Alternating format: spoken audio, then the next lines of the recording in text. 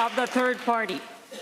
Madam Speaker, this government and NB Power are turning their backs on solar power for households and farms, creating disincentives for self-generation.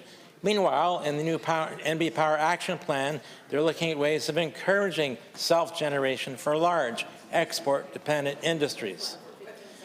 NB Power is asking the EUB for permission to impose punitive charges and costs on their customers, while the government has abandoned its commitment to promote solar retrofits.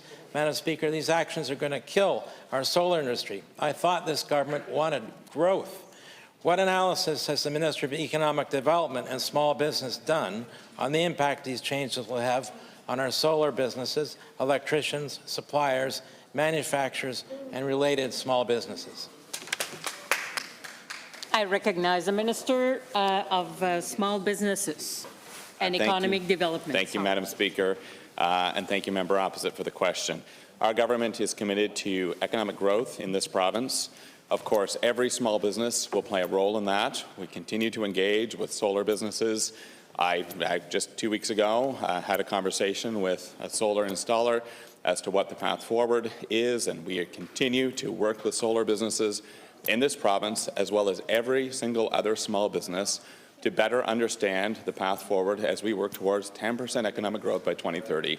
That includes changes to the SBITC, the Small Business Investor Tax Credit, that will impact positively every single business that wants to expand and bring on investment in this province. That includes energy businesses, that includes businesses in the arts, that includes businesses in every single sector. So, Madam Speaker, we aren't abandoning commitments. We're making wise investments that support every single New Brunswicker, that supports every single income class, and we will be supporting renewable energy as well as other energy projects. Thank you, Madam Speaker. Je reconnais le chef du tiers parti. Madam Speaker, the path forward of them is directly to Nova Scotia, where they embrace solar power. More than 1,000 NB Power residential customers and farmers have made substantial long-term investments in solar generation to reduce their power costs, support New Brunswick's clean energy goals by adding solar power to the grid. They're angry, and rightfully so.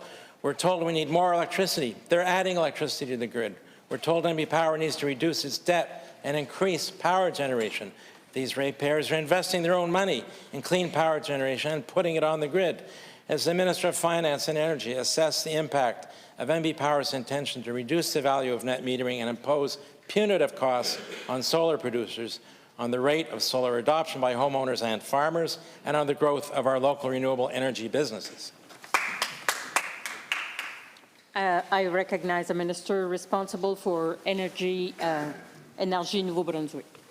Thank you, Madam Speaker. The reality is we've made changes to the solar program, and we've talked about this before, because we want to focus as government more on affordability measures. There is still a very good business case for solar in households.